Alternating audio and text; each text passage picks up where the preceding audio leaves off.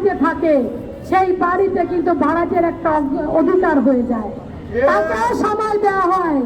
আপনাকে আমি রাখবো না, আপনি অন্য জায়গায় বাসা ভাড়া দেখেন। সেখানে আমাদের যে বর্তমানে আমাদের যে ঠিকাদার আছে তিনি কিন্তু 2 ঘন্টার আলটিমেটামে আমাদেরকে চাকরিচ্যুত করে। এই কেমন বাংলাদেশ? এর জন্য কি হাজার হাজার শ্রমিক এই বাংলাদেশে জীবন দিয়েছে। জুলাই অভ্যুত্থানে আমার মতন মায়ের মুখ খালি হয়েছে, তাই এই ছাত্ররা জীবন দিয়েছে।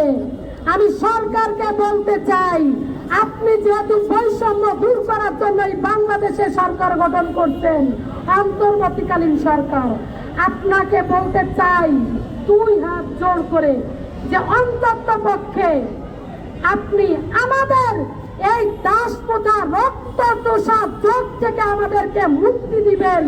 তাই কতদিন লাগুক আপনি ক্ষমতায় থাকবেন, এটা নিয়ে আমাদের কোনো মাথা ব্যথা নাই। আপনার যদি 5 বছর লাগে আপনি থাকবেন, ইনশাল্লাহ আপনার সাথে শ্রমিক আছে। আপনারা জানেন সারা বাংলাদেশ থেকে আমার যে সকল ভাই বোনেরা আজ ক্ষুধায় কাতর, যারা 18 মাস 23 মাস বেতন পায় না, ঠিকাদার দ্বারা প্রচালিত হচ্ছে, ঠিকাদার কাজ করাচ্ছে, কিন্তু ঠিকাদার কিন্তু এই পর্যন্ত বেতন না দিয়ে চলে যাচ্ছে। তাদের কান্নাকাটি করার কোনো জায়গা নাই।